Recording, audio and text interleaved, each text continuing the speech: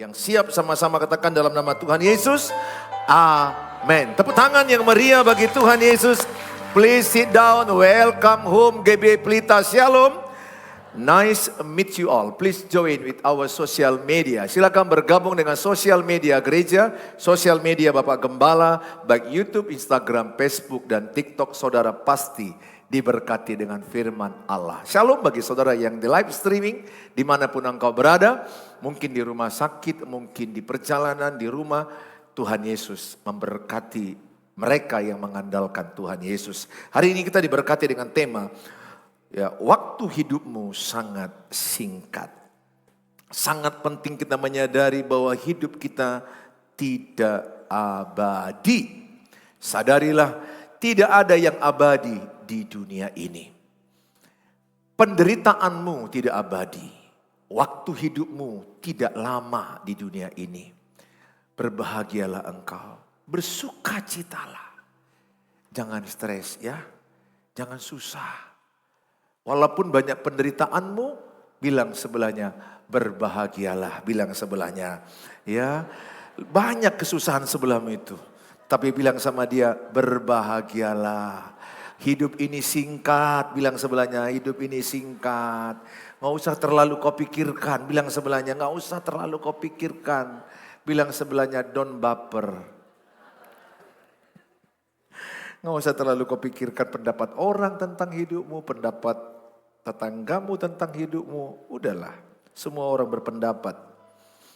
Kita belajar dari kitab Mazmur 90 ayat 1 sampai kepada ayat 12. Mazmur Musa, ini adalah doa Musa. Doa Musa abdi Allah. Tuhan, engkaulah tempat perteduhan kami turun-temurun. Ayat 2 sama-sama. Sebelum gunung-gunung dilahirkan dan bumi dan dunia diperanakkan, bahkan dari selama-lamanya sampai selama-lamanya, engkaulah Allah. Engkau mengembalikan manusia kepada debu dan berkata, kembalilah hai anak-anak manusia. Sebab di matamu sama-sama 4. Sebab di matamu 1000 tahun sama seperti hari kemarin. Apabila berlalu atau seperti suatu giliran jaga di waktu malam. Engkau menghanyutkan manusia, mereka seperti mimpi, seperti rumput yang bertumbuh. Sama-sama 6. Di waktu pagi berkembang dan bertumbuh, di waktu petang lisut dan layu. Sungguh kami habis lenyap karena murkamu dan karena kehangatan amarahmu kami terkejut. Ayat 8 sama-sama. Engkau menaruh kesalahan kami di hadapanmu dan dosa kami yang tersembunyi dalam cahaya wajahmu. Sungguh segala hari kami berlalu karena gemasmu. Kami menghabiskan tahun-tahun kami seperti keluh, sama-sama 10. Masa hidup kami 70 tahun dan jika kami kuat 80 tahun dan kebanggaannya adalah kesukaran dan penderitaan. Sebab berlalunya buru-buru dan kami melayang lenyap. Siapakah yang mengenal kekuatan murkamu dan takut kepada gemasmu? Sama-sama. Ajarlah kami menghitung hari-hari kami sedemikian hingga kami beroleh hati yang bijaksana. Slide berikutnya. Mazmur 90 adalah doa Musa, seorang pemimpin rohani yang telah melewati pasang surut kehidupan umat Allah. Jadi umur Musa ini 120 tahun. 40 tahun dia ada di dalam kerajaan Mesir. 40 tahun dia berada bersama Yitro dan istrinya di pelarian. 40 tahun dia ada di padang gurun bersama orang-orang Israel dari Mesir menuju tanah perjanjian. Usia dia 120 tahun. Pada masa itu usia yang diberikan Tuhan menurut Kejadian 6 ayat 3. Kejadian 6 ayat 3, usia pada masa itu yang diinginkan Tuhan memang 120 tahun. Bahkan sebelum Musa ada namanya Metusalah. Metusala itu sampai 960-an. Berfirmanlah Tuhan, rohku tidak akan selama-lamanya tinggal di dalam manusia. Karena manusia itu adalah daging. Tetapi umurnya akan berapa? 120 tahun saja. Siapa yang mau 120 tahun hidup di bumi ini? Ayo. Shalom. Siapa yang kepingin hidup 120 tahun? Sepertinya yang sebelahmu itu 120 tahun itu. Saudara, kenapa umur manusia makin lama makin turun? Metusala 960-an, kemudian turun ke 120, turun Mazmur 90 ayat yang ke-10. Turun ke 70, 80. Bahkan kalau kita lihat sekarang, orang gak sampai 70. Semalam kita menguburkan salah satu pelayan jemaat kita yang meninggal umur 25 tahun. Jadi meninggal ini sebenarnya tidak harus tua. Meninggal tidak harus sakit. Jadi selagi masih ada kesempatan, ayolah cari Tuhan. Ayolah rukun damai dengan keluargamu. Hidup sangat singkat. Hanya 25 tahun pelayan jemaat kita, saya sangat turut berduka cita dalam hal itu. Tetapi itu adalah kehendak Tuhan yang berdaulat. Tidak seorang pun sanggup menambahkan umurmu. Kalau Tuhan bilang nanti malam kita check out. Check out. Kira-kira yang di sebelahmu itu kapan check out?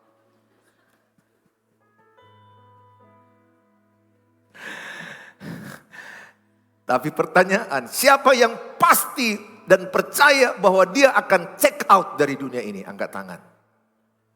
Check out. Yang tidak angkat tangan itulah yang abadi di dunia ini. Hidup ini kan kayak masuk ke hotel kan, check in, check out. Mana ada orang masuk ke hotel, check in terus. Baru yang punya hotel bilang, loh kok gak keluar-keluar, aku gak mau, aku mau di sini. Saudara gak berhak, besok hidup atau mati pun tidak ada yang tahu. Yakobus 4 ayat 14, hidupmu seperti uap, sebentar ada lalu lenyap. Besok tidak tahu hidup atau mati. Jadi kalau besok aja belum pasti engkau hidup, mengapai sombong? Apa yang mau disombongkan? Besok aja belum tentu hidup. Apa yang mau disombongkan? Kenapa gak mau mengampuni? Besok aja gak tentu hidup. Manusia semakin berdosa, itu akibatnya manusia semakin merosot usianya. Pada penciptaan awal, Allah menginginkan manusia itu hidup kekal. Tuhan tidak menginginkan kematian kepada Adam dan Hawa. Tetapi akibat manusia berbuat dosa, upah dosa adalah maut. Dan semakin parah, semakin berdosa dari 900-an masuk kepada 100-an dan lama-lama puluhan. Di tengah refleksi hidup, Musa mengajak umat untuk hidup dengan bijaksana dan menyadari bahwa waktu adalah anugerah yang harus dipertanggungjawabkan. Saya berdoa semakin tambah ulang tahunmu semakin bijaksana. Bukan semakin bodoh. Semakin bijaksana.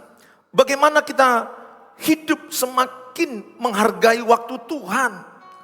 Yang pertama, sadari Allah kekal dan waktu kita terbatas. Sadari bahwa hanya Allah yang abadi, waktu kita terbatas. Saking terbatasnya, di kitab Mazmur 90 dikatakan, hidupmu itu seperti rumput, paginya mekar, sorenya layu, seperti uap, sebentar ada lalu lenyap, seperti mimpi, baru ketemu jam 1 nanti. Jam 3 sudah ada WA masuk ke WA-mu. Dia sudah meninggal dunia. Bisa terjadi. Makanya kadang-kadang mendengar berita kematian orang terkejut. Siapa yang pernah terkejut mendengar berita kematian seseorang? Kenapa engkau terkejut? Karena baru jumpa. Baru aja dia kirim WA. Ini loh WA-nya. WA-nya baru 15 menit yang lalu. Bagaimana kau bilang dia sudah mati? Bagaimana kau bilang dia sudah mati? Setengah jam yang lalu dia nanya, apa kabarmu ke aku? Sulit kita menerima itu. Tapi itulah hidup. Gak perlu kita menyombongkan hidup yang singkat ini. Gak perlu saudara menyimpan sakit hati. Sakit hati bisa terjadi. Tapi nggak boleh tinggal dalam sakit hati. Ya kalau misalnya orang meludahimu, sakit dong hatimu diludahi. Tapi sudahlah, anggap aja dia gangguan jiwa. Karena kan harusnya buang sampah ke tempatnya. Masa buang ludah ke wajahmu? Berarti kan gangguan jiwa itu. Maksud saya adalah nggak perlu engkau menabung sakit hati di hatimu. Hidup ini singkat, hidup ini sebentar. Enjoy your life, enjoy every day. Bersukacitalah setiap hari, setiap waktu. Hidupmu singkat, saya sedih. Orang yang hidup di dunia ini banyak menyimpan sakit hati, kecewa. Sakit hati apa kata orang, sakit hati pendapat orang. Udahlah. Manusia ini sekarang berpendapat suka-sukanya. Apa kita urus pendapat orang tentang kita? Pendapat Tuhan tentang hidupmu itu yang penting. Yang penting pendapat Tuhan tentang hidup saya. Bukan pendapat orang tentang saya. Kalau masih saudara berpikir pendapat orang tentang hidupmu, engkaulah orang yang paling tidak bahagia di dunia ini. Kupastikan itu. Kalau engkau masih selalu memikirkan, apa ya pendapat tetanggaku tentang aku? Apa ya pendapat manusia yang di ruangan ini 500 tentang aku? Lu jangan mau. Harus kau pikirkan pendapat 500 yang mendengarkan khotbah tentang dirimu. Gak usah. Pikirkanlah apa pendapat Tuhan tentang hidupku. Apakah aku hidup benar? Apakah aku hidup dalam firman? Atau menyimpang? Saudara, kita sama-sama belajar. Tuhan adalah tempat tinggal yang teguh, dinyatakan dalam ayat tersebut. Tuhan, engkaulah tempat perteduhan kami turun-temurun. Di dunia yang terus berubah, Tuhan adalah satu-satunya yang tidak berubah. Pada ayat pertama jelas itu dikatakan adalah doa Musa abdi Allah. Ayat pertama. Tuhan, engkaulah tempat perteduhan kami turun-temurun. Jadi Tuhanlah tempat perteduhanku. Hai jiwaku, Tuhanlah tempat perteduhanmu. Seberat apa tekanan, tantangan, persoalan yang sedang engkau alami. Percayalah saya katakan, hanya dekat Allah saja engkau dan saya akan tenang. Hanya dekat Tuhan kita tenang. Cobalah rasakan setiap engkau berdoa, setiap engkau datang menyembah, kau merasakan tenang hatimu walaupun masalahmu tidak siap. Ayat 2 dikatakan, sebelum gunung-gunung dilahirkan, Tuhan sudah ada. Sebelum bumi dijadikan, Dia sudah ada. Jadi Tuhan adalah sudah ada sebelum dunia dijadikan, sebelum laut dijadikan. Dia adalah Allah yang kekal. Bayangkan 1000 tahun bagi manusia, bagi Tuhan hanya 1 hari. Betapa singkatnya hidup kita di hadapan Tuhan. 1000 tahun bagi dirimu 1 tahun 24 jam, bagi Tuhan 24 jam. 1000 tahun bagi manusia, bagi Allah itu hanya 24 jam. Artinya bahwa hidup kita sangat singkat. Rendahkan hatimu di hadapan Tuhan. Rendahkan hidupmu di hadapan Tuhan. Tuhan adalah sebelum segala ciptaan, sebelum gunung-gunung dilahirkan, Engkau Allah dari selama-lamanya, waktu tidak membatasinya. Kesadaran akan kekekalan Allah menumbuhkan rasa rendah hati. Mengingatkan kita kecil dan terbatas. Sedangkan Allah besar dan tak terbatas. Sehingga saudara, betapa engkau penting merendahkan hatimu sama Tuhan yang kekal. Saudara, semakin engkau sadar besok aja aku belum tentu hidup, untuk apa aku sombong? Semakin merendahkan hati, semakin mudah melepaskan pengampunan. Semakin mudah engkau memberi murah hati kepada orang lain. Saya berdoa setiap saudara dan saya semakin sadar bahwa Allah itu kekal dan hidupmu dan hidup saya seperti rumput, seperti uap, seperti mimpi lenyapnya terburu-buru. Sehingga ada rasa, Tuhan, tanpa Tuhan aku gak ada apa-apanya. Tanpa Tuhan aku tidak ada apa-apanya. Sehingga yang ada di hatimu adalah mengandalkan Tuhan. Saya mengajak setiap saudara. Ayatnya berkata begini. Engkau mengembalikan manusia kepada debu.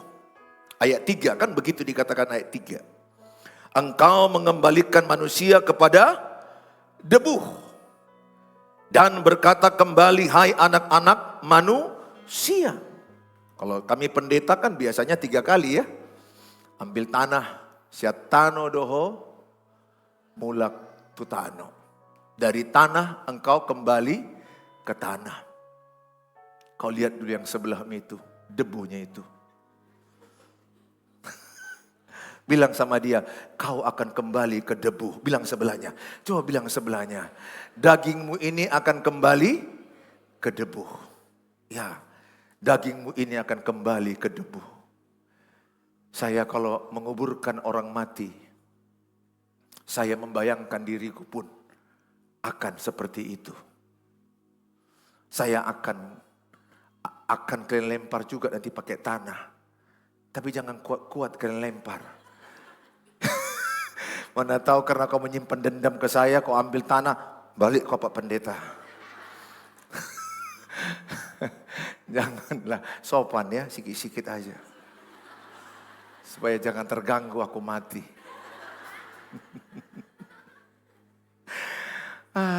Orang Batak kadang-kadang di acara kematian pun pamer emas. Waduh, saya masih ingat itu opung saya tahun 96 meninggal. 86. Semua keluarga-keluarga bilang, kita mau menortor. Oke, semua mas keluarkan. Dalam hatiku, apa hubungan mas dengan menortor? Pakai masmu. Ini pakai gelang. Jangan anggap enteng orang sama kita.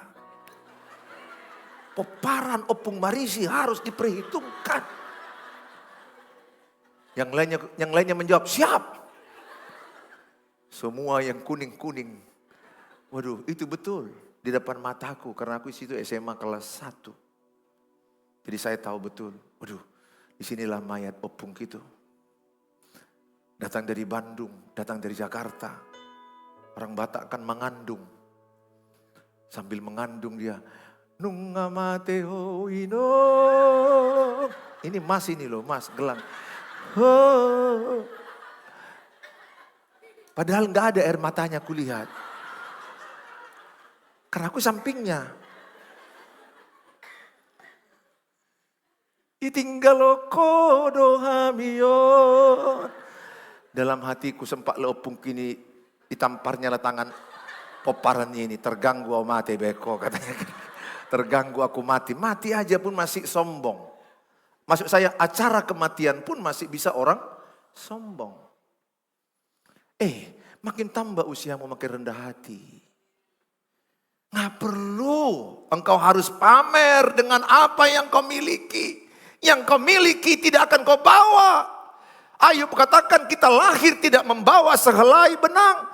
Meninggal tidak membawa sehelai benang. Kita lahir tidak bawa apa-apa. Kata Petrus, kita meninggal tidak bawa apa-apa. Jadi jangan sampai engkau tersesat. Dan akhirnya kau masukkan tasmu yang mahal itu ke peti. Gak usah, kasih sama yang membutuhkan. Seorang narapidana, ini kesaksian nyata. Di Amerika, seorang tua mau meninggal. Bahkan belum meninggal, dia masih hidup, masih sehat. Narapidana ini butuh ginjal. Dia bilang, kasih ginjalku ke dia. Dan ginjalnya didonorkannya. Dan narapidana ini sehat. Pulang jadi penginjil, keluar jadi penginjil. Itu kisah nyata, booming, viral.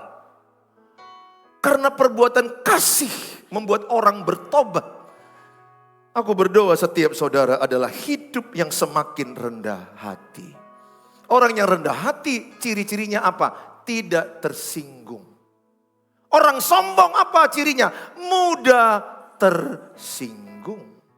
Jadi kalau engkau masih mudah tersinggung, engkau dan saya kalau mudah tersinggung, berarti engkau dan saya orangnya sombong. Orang yang rendah hati tenang. Matius 11 ayat 29. Orang yang sombong bertengkar. Amsal 13 ayat 10. Jadi kalau engkau masih mau bertengkar karena masih sombong. Coba buka Amsal 13 ayat 10. Maka kalau engkau masih mau bertengkar karena engkau angkuh. Karena saya angkuh. Kalau saya masih mau bertengkar dengan istriku karena aku angkuh. Sadari ini. Apapun yang menyebabkan engkau marah dan bertengkar. Itu karena keangkuhanmu. Orang yang rendah hati ciri-cirinya diejek, disakiti, digosip. Tetap tenang. Itu ciri orang rendah hati. Matius 11 ayat 29. Ya aku rindu sekali lah semua kita di ruangan ini menjadi orang yang tenang. Meskipun banyak mencibir, menggosip, memfitnah. Gak usah, karena engkau semakin sadar rendah hati. Pikulah kuk yang kupasang dan belajarlah padaku karena aku lemah lembut dan rendah hati. Dan jiwamu akan mendapat ketenangan. Katakan orang rendah hati akan tenang. 1, 2 ya. Katakan, orang yang angkuh suka bertengkar. Tanya sebelahnya, kau masih mau bertengkar enggak? Tanya sebelahnya dulu, tanya dulu. Masih mau bertengkar? Kemudian, aku enggak mau Pak, cuma aku dipancing-pancing. Emangnya kau ikan? Kau pancing-pancing aku. Aku udah diam. Yang lucunya itu dibilangnya sama istrinya. Dulu pun aku pernah seperti itu. Bodoh, di masa kebodohanku itu. Kok pancing-pancing aku. Aku udah diam-diam dari tadi.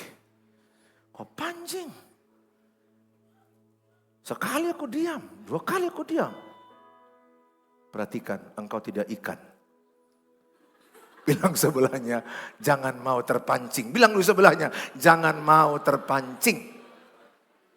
Karena kau tidak ikan. Bilang sama dia, kau gak perlu dipancing. Kan kadang-kadang ada orang yang mau memancingmu kan? Halo? Karena banyak hobinya mancing.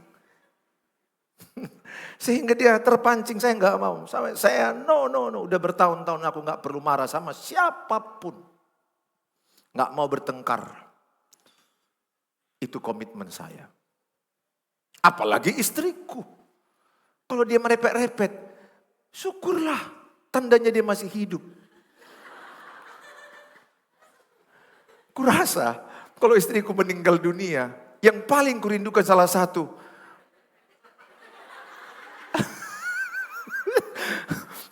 Salah satu ya. Aduh. Syukurlah.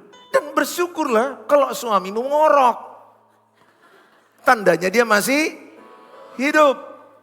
Cuma kadang-kadang kan laki-laki ini pernah aku tidur di satu camp pendeta. 20 orang satu kamar kami. Ada yang gemuk, ada yang buncit.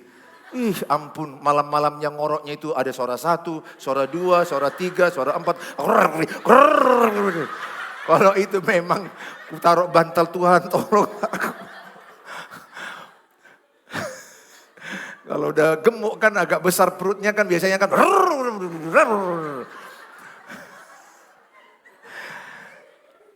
Saya ajak saudara, berapa banyak di antara saudara yang mau memutuskan tidak mau sakit hati? Katakan, saya putuskan tidak akan pernah sakit hati. Apapun kata orang ke saya, itu urusan dia dengan Tuhan. Urusanku tidak sakit hati. Sepanjang hidupku benar. Amin. Sehingga engkau gak perlu gelisah tidur. Ada loh orang hanya gara-gara dengar pendapat orang, gelisah tidurnya. Ngapain? Sementara yang menggosipi kau, ngapain? Aduh, sedihlah hidupmu kalau penuh sakit hati, kecewa, tersinggung, kepahitan. Hidup ini singkat. Bersukacitalah, kata Filipi 4 ayat 4. Bersukacitalah senantiasa, sekali lagi kau katakan bersukacitalah. Nah saudara, sadari saudaraku, hidup manusia terbatas oleh waktu dan usia. Hanya 70 tahun atau 80 tahun saja jika kuat. 80 tahun pun orang udah banyak sakitnya. Mama saya 81, udah pikun, udah lupa namaku, bahkan kadang udah lupa siapa aku. Setelah aku kasih uang, ingat dia. Nah saudara, ku kasih uang. Oh, Papa Hani, oh ya. Jadi mulai kucurigai juga ini kepikunan. Nah saudara, saya mau katakan sama saudara, dia gak bisa lagi jalan. Dia sekarang di kursi roda. Jadi sering saya kunjungi, saya cium, saya upload di sosmedku. Mana tahu besok dipanggil. Kalau udah tua ini kadang-kadang gak tahu kita. Lagi tidur pun selesai. Jadi lagi ada waktumu, ciumilah mama dan bapak. Sayangi, berbuat baik sama dia, kunjungi. Gak adanya artinya menari-nari setelah mati. Gak adanya terlalu makna yang mendalam itu. So marlapatan marende margonda kambu molo dung matea. Teruson.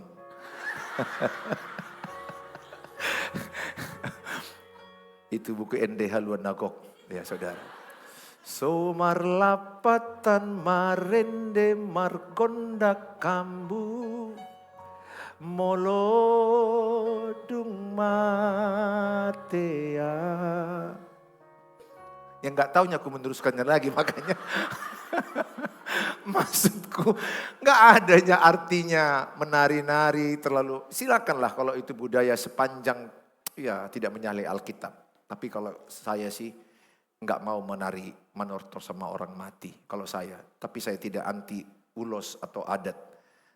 Karena saya pernah melihat manortor orang mati pas opung saya. 1 orang kesurupan, 2 orang kesurupan.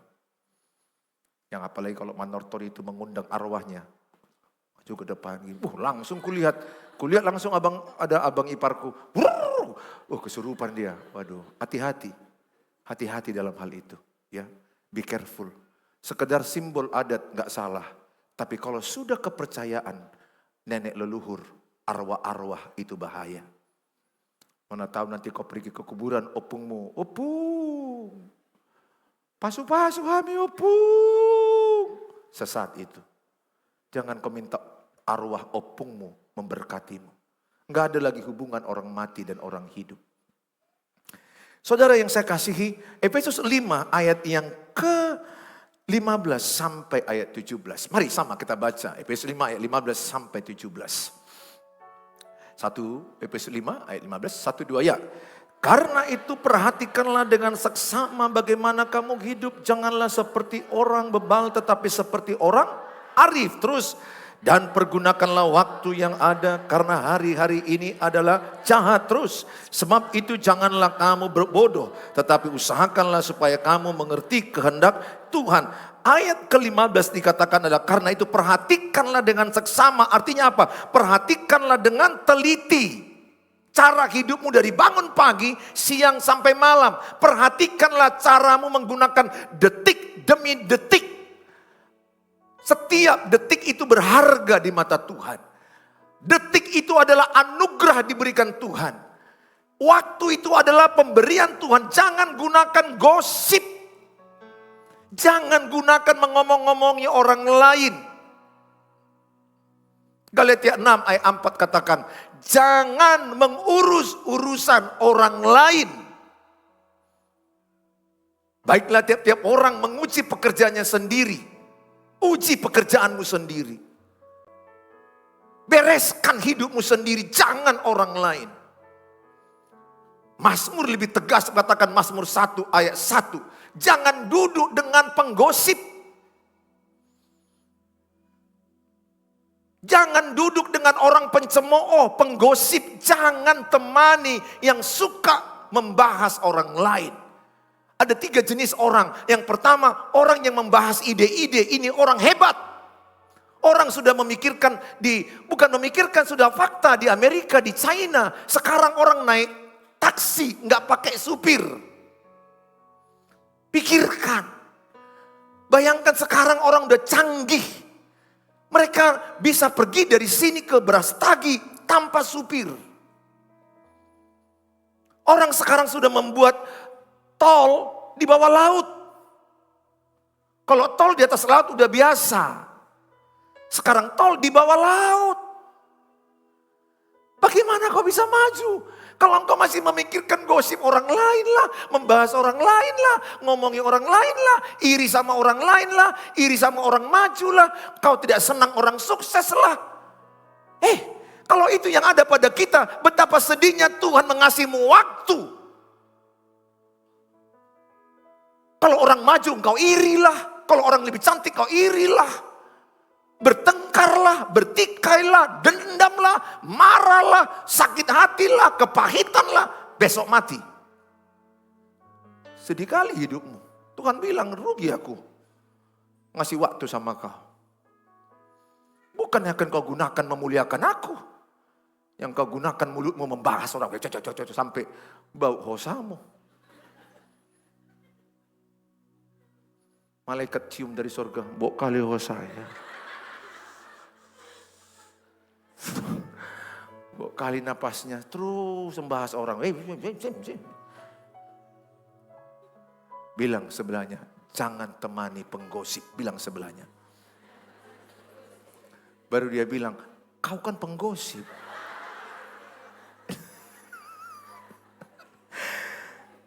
Pergunakanlah waktu yang ada. Karena hari-hari ini adalah jahat. Jahat artinya apa? Waktu yang diberikan Tuhan samamu 365 hari setahun justru membuat hidupmu makin menurun. Harusnya waktu yang diberikan Tuhan kepada kita membuat hidup kita lebih berkualitas. Lebih serupa segambar dengan Tuhan. Karena kita evaluasi. Evaluasi yang terbaik adalah 2 kali sehari. Malam mau tidur evaluasi. Siang habis makan evaluasi. Evaluasi cukup 1 menit. Mana tahu ada yang salah. Sehingga engkau bisa evaluasi. Tapi beberapa di antaramu bukan 2 kali sehari, sekali setahun. Itu pun kalau kau lagi bernyanyi. Nang salputan naburuki. 2100 pun nanti itu nyanyi mulai kan. Nang salputan naburuki. Oh mahupu jitu haki sai diramoti oh totong tondiku dohon dagikon sai diramoti oh totong tondiku dohon dagikon. Baru kau ambillah buku kan. rencana 2026. Rencana.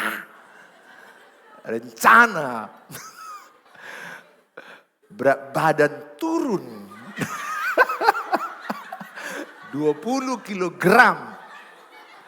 Udah sampai bulan Agustus yang tambah 10 kilogram. Saya lalap rencana. Rencana buka usaha. Sejak 20 tahun lalu rencana. Nggak salah kalau saudara mau buat evaluasi sekali setahun. Tapi jauh lebih baik 2 kali sehari. Bilang sebelahnya, evaluasi setiap hari. Ya minimal sekali sehari lah. Kan malam mau tidur kan doa kita kan. Kita semua berdoa mau tidur kan. Makasih Tuhan. Berdoa terima kasih aku masih mau tidur. Terima kasih buat sepanjang hari ini. Terima kasih Tuhan buat segala usaha dan bisnis. Lagi doa bisa diingatkan Tuhan. Tadi kau gosip. Oh ya Tuhan. Aduh Tuhan memang inilah perjuanganku Tuhan. Tuhan salompas lah murid kini Tuhan. Atau hektar lah Tuhan payah kali lah murid kini. Jujur loh, tidak gampang loh tidak bergosip. Betul? Tidak gampang loh, gak gampang. Aku harus jujur sebagai pendeta. Lebih bagus aku gak jumpa orang itu. Kalau udah jumpa, apalagi ada kopi dan goreng, awalnya memang membahas pelayanan. Kayak mana bro pelayanan? Baru masuk 5 menit, zap topik. Udah tahu Pak bro tentang pendeta ini? Jatuh dalam perjinahan, bla bla. Ya, nggak tahu bro. Terangkan bro. Berarti si penggosip jumpa penggosip. Jadi jujur aja kita lebih bagus. Kan katakan jauhilah orang yang mencemooh. Jauh kan lebih bagus daripada kau kumpul. Kalau 5 temanmu penggosip, engkau ke 6. Apakah saudara orang bijak atau orang bodoh? Menggunakan waktu. Coba jawab. Apakah engkau orang bijak atau bodoh? Oke, lihat kalau ini orang bijak. Inilah ciri-cirimu.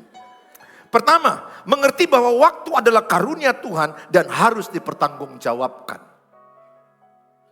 Kau harus pertanggungjawabkan waktu yang diberikan Tuhan. Orang bodoh menganggap waktu hanya untuk kesenangan sesaat, hidup tanpa arah. Dia pergi ke sana menggosip, pergi dugem, pergi ke sana untuk habiskan waktu. Dia nggak tahu arah tujuannya, ibarat dia berlayar nggak tahu arah, ibarat terbang nggak tahu kemana tujuan. Orang bijak menyusun prioritas dan bijaksana mendahulukan hal kekal. Matius 6 ayat 33, cari dahulu kerajaan Allah dan kebenarannya, maka sekaliannya ditambahkan. Dahulukan yang kekal. Dahulukan Tuhan. Dahulukan hal-hal rohani. Jasmani ini akan berlalu, rohmu yang kekal. Jadi harus hal roh-roh dulu yang lebih didahulukan. Ibadah, baca firman, berdoa.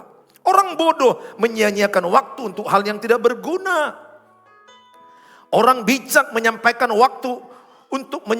waktu untuk Tuhan, keluarga, belajar, melayani. Ingat prioritas kita, sama-sama katakan prioritas saya, 1, 2 ya. Ayo angkat jempolmu. Nomor 1 Tuhan. Nomor 2 keluarga. Nomor 3 pekerjaan. Berarti yang pertama diterdahulukan siapa? Tuhan. Nomor 2 keluarga. Nomor 3 pekerjaan. Baru yang lain-lainnya. Hobi atau yang lain-lainnya. Orang bodoh menghabiskan waktu untuk malas, gosip, hiburan kosong. Ada orang semalam bertanya sama saya, jemaat di YouTube. Pak Pendeta, apa arti kodam? Kusangka komando daerah gitu kan, militer. Ini Pak, TikToknya ada kodam. Ini anak saya laki-laki dengan perempuan ini katanya kodamnya ular. Aku gak ngerti. Dia membahas kodam sama pendeta. Kulihat TikToknya memang ada kata kodam. Masih ada orang yang percaya itu. Betapa sedihlah hidupmu. Kalau engkau anak Tuhan masih percaya perbintangan, betapa sedihlah Tuhan. Engkau masih percaya apa bintangmu? Oh, bintangku Gemini, bintangku Ulok. Nah, dengar. Mau apapun, jangan percaya itu lagi. Percayalah bintang Tuhan Yesus. Tuhan Yesuslah yang menjadi penentu masa hidupmu. Nggak usah lagi percaya ramal-ramalan. Nggak waktunya lagi kau percaya telapak tanganmu mana.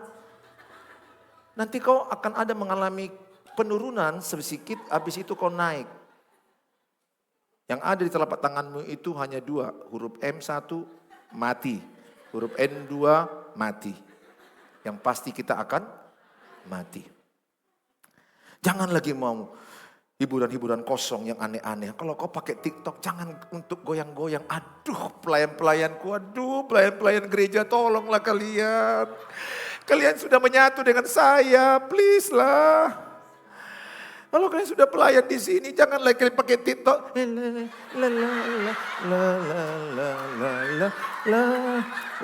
Terima kasih gift-nya,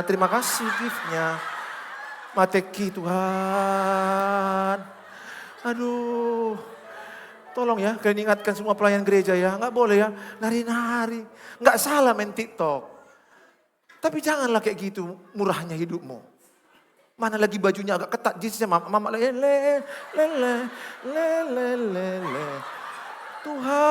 Tuhan. Masalahnya kalian itu udah namaku. Namaku sama kalian juga. Coba lah aku bapak gembala kalian di mall. Kalau aku di mall sempat aneh-aneh kan kalian malu. Janganlah namaku juga.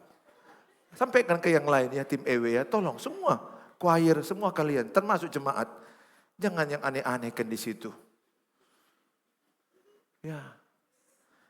Nah, saudara do sudi. Diingatkan tersinggung. Tuhan. Aduh, kalian ya kalau diingatkan jangan tersinggung. Udah tugas pendeta itu. Siapa lagi yang bisa mengingatkan kalian? Pastikan diingatkan sesuai dengan firman Tuhan. Mana lagi ibu-ibu, anak gadis, jangan begitu. Orang bijak, sedikit lagi ya, melihat setiap hari sebagai kesempatan emas untuk bertumbuh. Jadi dia nggak memikirkan waktu yang lalu, waktu yang akan datang. Sekarang aku hidup, aku tahu ini kesempatan aku bangkit. Jadi waktumu bukan lagi yang lalu, bukan lagi yang akan datang. Sekarang waktumu hanya ada 1 hari. Besok hidup 1 hari, besok hidup 1 hari. Hiduplah sehari demi sehari. Mengabaikan kesempatan menunda-nunda, ini orang bodoh. Kapan kamu buka usaha? Nantilah, lagi berat, lagi global. Krisis global. Terusnya nanti kau dengar krisis global. Sudah lama aku hidup di dunia ini. Belum pernah aku tiap tahun ada kalimat cerah ekonomi. Enggak pernah. Selama aku hidup kerasaku 55 tahun. Setiap tahun akan ada krisis. Akan ada persoalan. Hari makin sulit. Memang itulah tanda akhir zaman. Orang bijak menyadari bahwa hidup ini singkat dan harus dipakai dengan bijak. Hidup orang bodoh, hidup seolah-olah waktu tak terbatas, tidak memikirkan kekekalan. YOLO, bilang YOLO. Tanya sebelahnya apa artinya? Ya. You only lives once. Hidup hanya sekali. Allah, sekalinya hidup. Allah, nikmati, dugem, narkoboy. Banyak orang yang seperti itu. Saudara, di akhir khotbah saya, poin 2, kita akan mempertanggungjawabkan hidup. Waktu yang diberikan Tuhan samamu 70, 80, 50, berapapun itu. Tidak penting masalah berapa lama hidup. Bagaimana hidup itu yang penting. Tuhan pasti minta pertanggungjawaban. Kita akan lihat video sebentar. Bagaimana prioritas hidup yang benar. Kita lihat video ini. Mungkin pernah juga ini ditonton oleh saudara. Ini sudah terkenal videonya ya. Seorang batu, profesor. Kerikil dan pasir.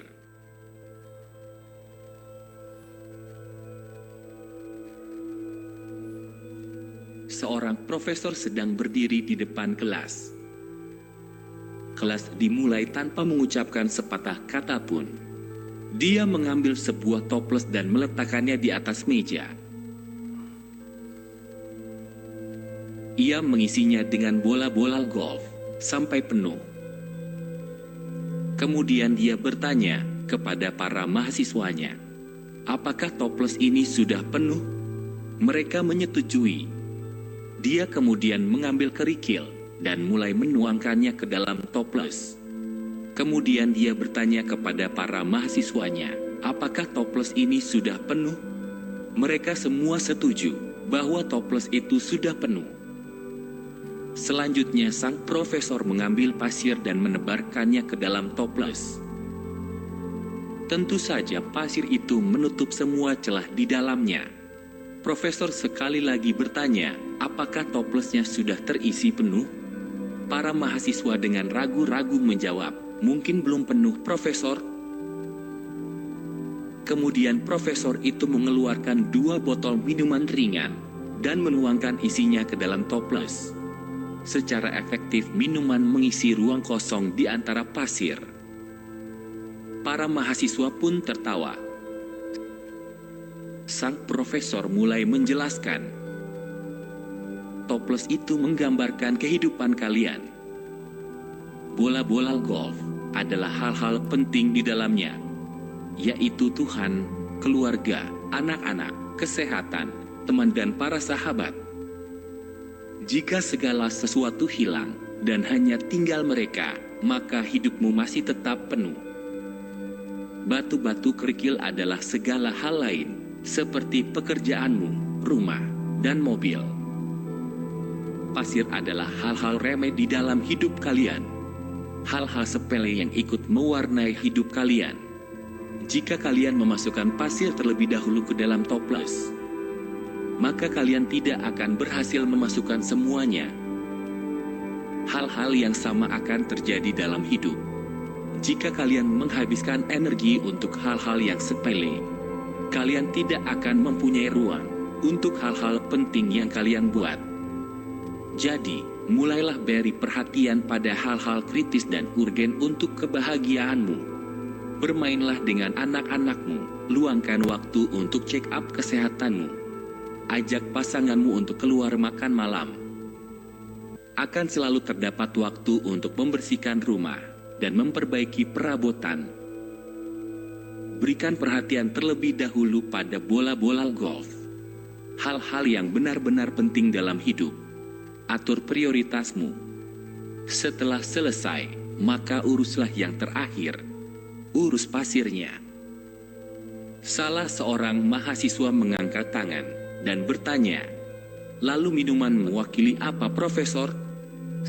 Sang profesor tersenyum dan menjawab, "Saya senang kamu bertanya. Itu untuk menunjukkan kepada kalian, sekalipun hidupmu tampak sudah begitu penuh, akan selalu tersedia tempat untuk secangkir kopi bersama sahabat." Memiliki prioritas adalah penting. Begitu juga dengan menempatkan mereka dalam urutan yang benar. Michael Hyatt. Saudara, buatlah Tuhan nomor 1. Keluargamu dan pekerjaanmu, kesehatanmu. Jangan masukkan hal-hal pasir yang gak terlalu penting bagi hidupmu. Boleh dimasukkan pertemanan ngopi, arisan, itu setelah Tuhan, keluarga, pekerjaan. Bukan tidak boleh arisan, bukan tidak boleh ngopi, tapi prioritasnya buat itu nomor sekian. Mari kita datang kepada Tuhan Yesus.